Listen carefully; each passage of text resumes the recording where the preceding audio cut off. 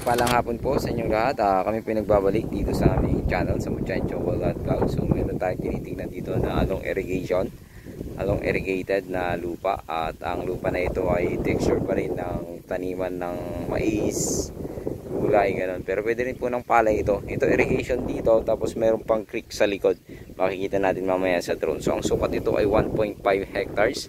So i-check namin mamaya yung title. Pupuntahan namin yung seller po para makita po natin at makita kung ilan talaga yung area nito. So yan, may tubo po siya kung kinakailangan, pero malakas po ang tubig dito, kaya hindi po kailangan ng tubo na, kasi dati walang pang ganung irrigation dito.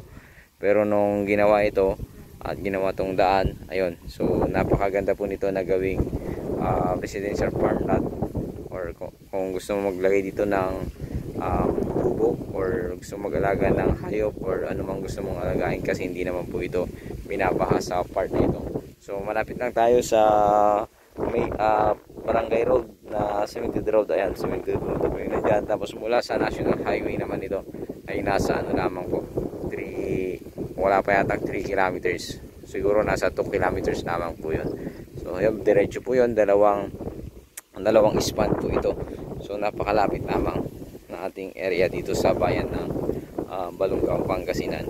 So yung tubig naman walang problema, kasi tuloy-tuloy po ang tubig at malakas.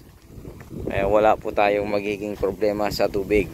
Kung tubig po yung iniisip po natin, dati po ay kailangan mo pang yung power pump, yung makina. Ngayon hindi na po, kasi tuloy-tuloy. Sasarhan mo na lang to. Ang ginagawa nila, sasarhan nila yan para magbara yung tubig, tapos tutuloy po dyan yung tinatawag na tataas yung tubig, tapos bubuksan nila yon, yung nakabara doon, para tumuloy po yung tubig po dyan.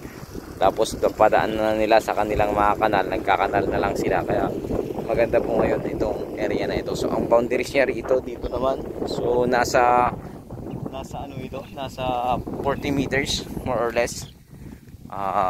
Sabihin na natin 35 meters ang frontage nito, o pang safe po tayo. So 35 meters, napakaluwang po nito, napakalapad, at along irrigation, yung Nia Road, itong daan dito. So napakaganda po. So ulitin ko, ito ay bayan ng Balungaw, Pangasinan, at may sukat na 1.5 hectares along irrigated. So napakaganda ng tubig. At may tubo extra kung kinakailangan, pero summer, pero malakas ang tubig. Alam ko hindi na siguro kailangan ng tubig, kasi na-open na po yung irrigation dito sa lugar na ito.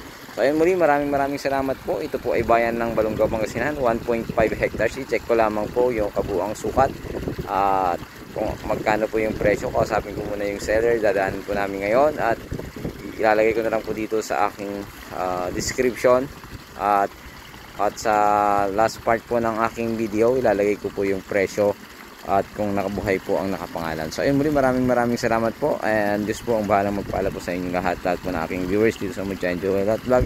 So nag-aabang po ng ganitong lupa, abangan nyo po yung presyo nito. Malay nyo po, saktong-sakto po sa inyong budget. So ayun, muli, God bless you all, and sa bago po na aming viewers sa Muchacho Vlog, please like and share naman po upang mas marami pong makanood ng aming mga video dito sa Muchacho Vlog. At sana magustuhan nyo po ito, at pakitawagan po ako agad sa aking numero, dahil maganda po itong gawing integrated farm, kasi may tubig po, may pupukuhanan po tayo ng tubig dito, at meron din pong creek sa likod, at hindi naman po binabaha itong lugar na ito.